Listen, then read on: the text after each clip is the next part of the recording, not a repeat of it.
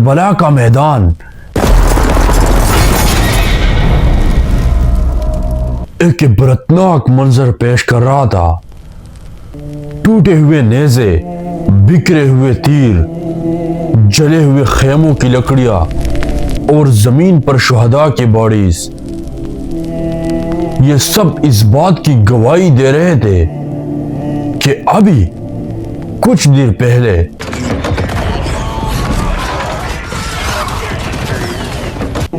یہاں ایک عظیم اور المناک معرکہ برپا ہوا تھا۔ فضا میں ایسا سکوت چھایا تھا جو دلوں کو دہلا رہا تھا۔ امت کی تاریخ میں یہ لمحہ ایک نئے باب کی ابتدا تھا، کیونکہ یہ واقعہ آگے چل کر یزید کی خلافت پر سب سے بڑا سوالیہ نشان بن گیا۔ یزید بن معاویہ 60 ہجری میں تخت نشین ہوا۔ اس کی خلافت کی مدت صرف 3 سال تھی، لیکن انہی 3 سالوں میں ایسے واقعات پیش آئے جنہوں نے امت کے شعور کو ہمیشہ کے لیے بدل دیا۔ کربلا، مدینے کی بغاوت اور مکہ کا محاصرہ وہ 3 بڑے حادثات تھے جنہوں نے نہ صرف اس دور کو کنٹروورشل بنایا بلکہ تاریخ کے رخ کو بھی موڑ دیا۔ 10 محرم 61 ہجری کو وہ عظیم دن آیا جب حسین رضی اللہ تعالی عنہ اور ان کے ساتھیوں نے میدان کربلا میں جام شہادت نوش فرمایا۔ یہ منظر ہسٹری کی اوراق پر ایسے نقش چھوڑ گیا جس نے امت کی دلوں کو دہلا دیا۔ اس معرکے کے بعد امت غم اور دکھ میں ڈوب گئی۔ کربلا کا واقعہ صرف ایک جنگ نہیں تھا، بلکہ امت کے اندر اختلاف اور خلافت کے اعتبار سے ایک گہرا زخم تھا۔ آپ سب کے دلوں میں ایک سوال اٹھتا ہے کہ واقعہ کربلا کے بارے میں ہم نے ویڈیو کیوں نہیں بنایا اور ہم آگے چلے؟ تو اس کا سب سے بڑا ریزن یہ ہے کہ واقعہ کربلا کے بارے میں امت کا بہت زیادہ اختلاف ہے، اس لیے ہم نے اس کو سکپ کر دیا ہے۔ اب کربلا کے بعد یزید کے خلاف آوازیں مدینہ میں بلند ہوئی۔ صحابہ اور تابعین کے بڑے تعداد نے یزید کے طرز حکومت سے اختلاف کیا۔ اہل مدینہ نے 62 ہجری میں بیعت توڑ دی اور عبداللہ بن حنظلہ کو اپنا لیڈر چوز کیا۔ مدینہ میں بغاوت کی فضا قائم ہوئی۔ یزید نے اس بغاوت کو دبانے کے لیے مسلم بن عقبہ کی لیڈرشپ میں لشکر روانہ کیا۔ مدینے کے قریب حرہ کے مقام پر دونوں فریقین آمنے سامنے آئے۔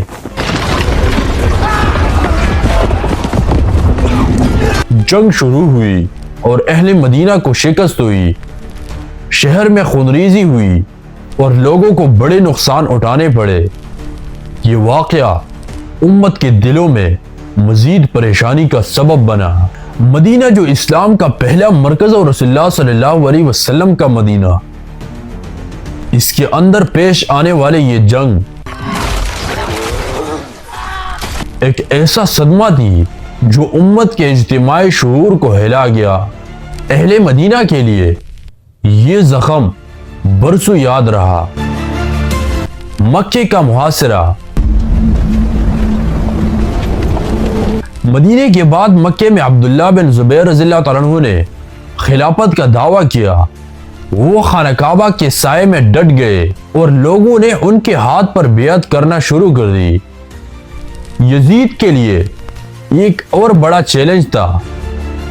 مکے کا محاصرہ ہوا، فوج نے منجنیق نصب کیے اور خانہ کعبہ پر پتھر برسائے گئے۔ کعبے کے پردے جل گئے اور بلڈنگز کو بھی نقصان ہوا۔ یہ منظر امت کے لیے نہایت دل دہلانے والا تھا کہ خانہ کعبہ جو مسلمانوں کا مرکز ہے جنگ کے شعلوں کے لپیٹ میں آ گیا۔ لیکن محاصرہ جاری ہی تھا کہ اچانک خبر آئی کہ یزید وفات پا گیا۔ یہ 64 ہجری 683 عیسوی کا واقعہ ہے۔ یزید کے موت کے ساتھ ہی محاصرہ ٹوٹ گیا اور لشکر واپس چلا گیا۔ یزید کی خلافت صرف 3 سال رہی، لیکن انہی 3 سالوں میں وہ واقعات پیش آئے جنہوں نے اسلامی ہسٹری پر گہرے امیجز چھوڑے۔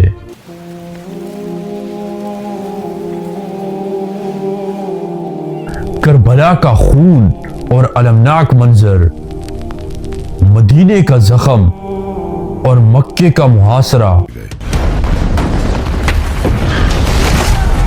یہ سب مل کر یزید کے دور کو تاریخ کا ایک اہم موڑ بنا دیتا ہے۔ یزید کی وفات 64 ہجری 683 عیسوی میں ہوئی۔ اس کے بعد شام کے لوگوں نے اس کے بیٹے معاویہ بن یزید کی بیعت کی۔ وہ نوجوان اور گڈ کریکٹر انسان تھے۔ خلافت اس کے ہاتھ میں آئی تو اس نے اپنے خطبے میں واضح کہا کہ یہ بوجھ، لیڈرشپ کا بوجھ، یہ میرے بس کا نہیں اور میں امت کے رہنمائی کے قابل نہیں ہوں۔ اور چند ہی ماہ میں وہ خلافت سے الگ ہو گیا اور دنیا سے بھی رخصت پا گیا۔ اس کے بعد خلافت میں ایک سپیس آیا، ایک ویکیوم آیا۔ اس سپیس میں مروان بن حکم کو خلافت ملی۔ یوں خلافت خاندانی سفیان سے نکل کر خاندانی مروان کے ہاتھ میں چلی گئی، اور یہی فیملی، یہی خاندان آگے چل کر بنو امیہ کی زوال تک خلافت کا حامل رہا۔ مروان نے اس شارٹ عرصے کے لیے اقتدار سنبھالا۔ اس نے عبداللہ بن زبیر رضی اللہ عنہ کے خلاف اپنی پوزیشن سٹرونگ کی اور بنو امیہ کے اقتدار کو دوبارہ سہارا دیا۔ اس کا دور قلیل رہا، مگر اس کے بعد اس کا بیٹا عبد المالک خلیفہ بنا، جو بنو امیہ کے اصل استحکام کا آغاز تھا۔ عبد الملک بن مروان بنو امیہ کا سب سے مضبوط خلیفہ مانا جاتا تھا۔ اس کے دور میں حجاج بن یوسف جیسے طاقتور گورنر بھی سامنے آیا۔ اس کے بعد ولید بن عبد الملک، ولید کے دور میں فتوحات کی وسعت ہوئی۔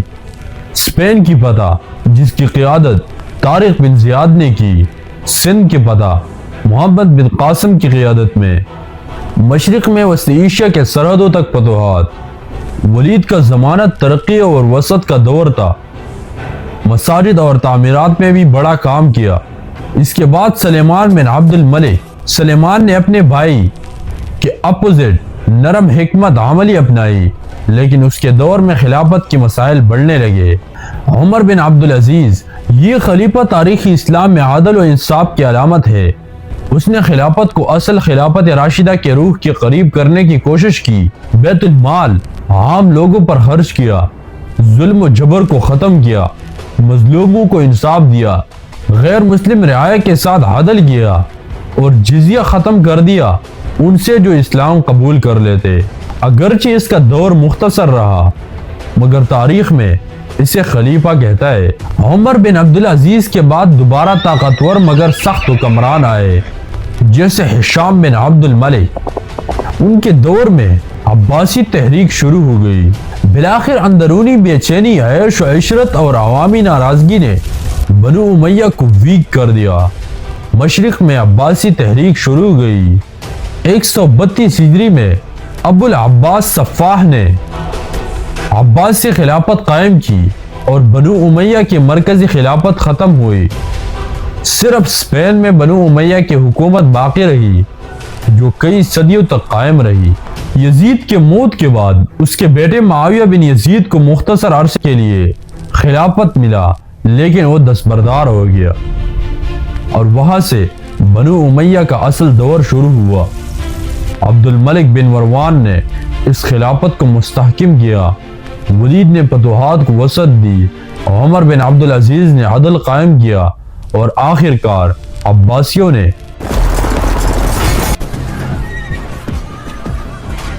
اس کا خاتمہ کر دیا۔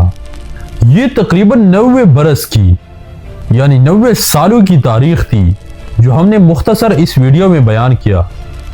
تاریخ تو بہت لمبا تھا لیکن ہم نے مختصراً اس پر نظر ڈالا، تو یہ ہم نے ایک تاریخی سلسلہ شروع کیا ہے جو کہ خلافت کا سلسلہ ہے۔ ہمارے ساتھ اس سلسلے میں شریک ہونے کے لیے ہمارے چینل کو سبسکرائب کریں۔